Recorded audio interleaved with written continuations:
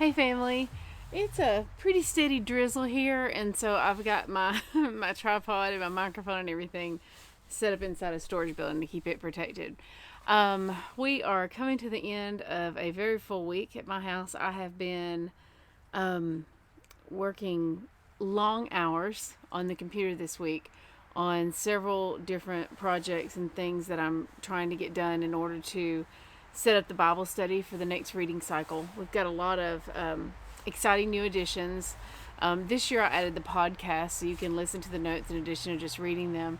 And I've got another thing that I'm going to be adding next year that I'm working on that will make it even easier still. So I'm so grateful to the Father for that. He has sent some wonderful people to help me, and that has been a blessing as well. We are looking forward to our son coming home for a couple days this weekend, and we're just looking forward to our time with him. Every day we wake up and we get to make a choice if we're going to live for him or live for ourselves. And the days that we choose to live for him, that's where our world has changed. And often we have an opportunity to make an impact on the world at large as well. So this has been a wonderful week. I've got to spend a lot of great time with the Father. I hope you have as well.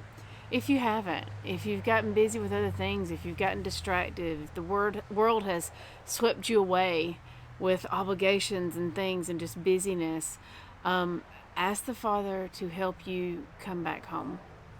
Ask him to help you put him at the top of your priority list. Put it in order of what really matters, and that will make a difference. Sometimes we think we don't have time for him. The fact of the matter is we can't afford not to make time for him. We make time for what's important to us. And I promise you that no matter what you have going on in your life, if you'll set your alarm clock a little earlier and get up and spend some time with the Father each day, he will direct your path. And it's a whole lot, I feel my life's a whole lot better with him in charge instead of me. So we are going to blow our shofar, and then I'll say our Friday blessing, and then we'll get ready for us to unplug from the world and remind ourselves who we really belong to.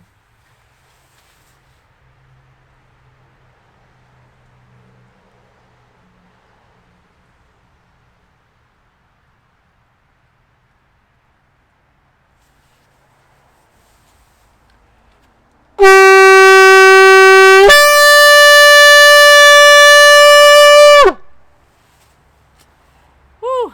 I'm about ready. May Yahweh bless you and keep you. May Yahweh make his face shine upon you and be gracious to you.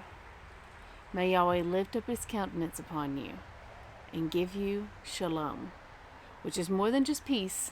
It is a wholeness of peace that can only come from him.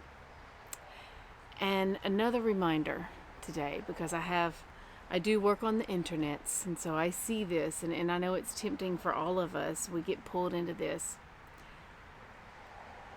Stay humble. Trust me, you want to humble yourself.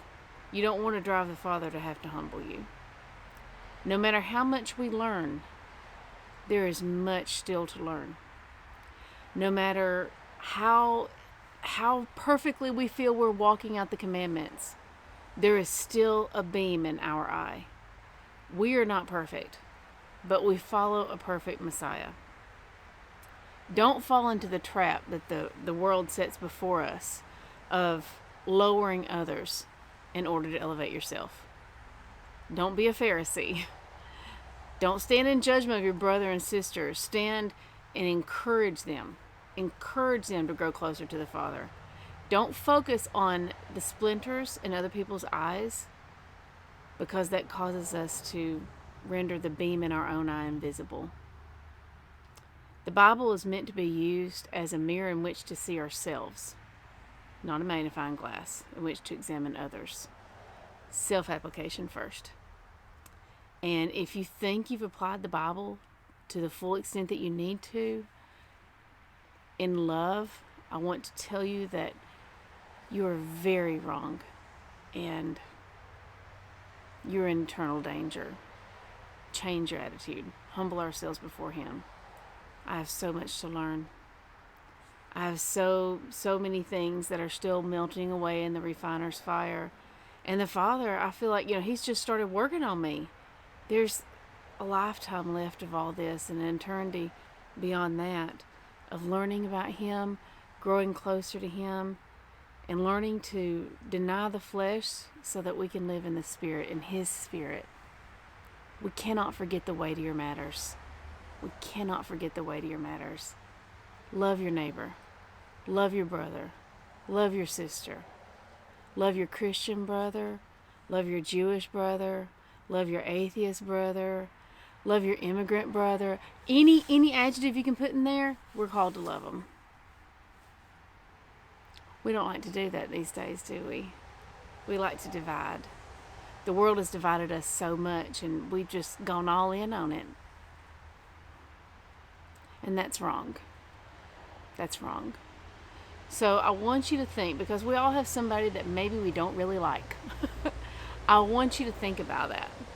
Whether it is a political figure, whether it is a family member, whether it is someone in your office, think of the person that you really don't like. And I want you to understand that you're called to love them. And you say, oh, that's too hard, I can't do it. Well, we're quick to say we can do all things through Messiah who strengthens us when it's something we want to do. We do hard things because He has called us to do it and because He is worthy. I love y'all. Let us love one another. Love one another as He's loved us. Shabbat Shalom. Have a good one.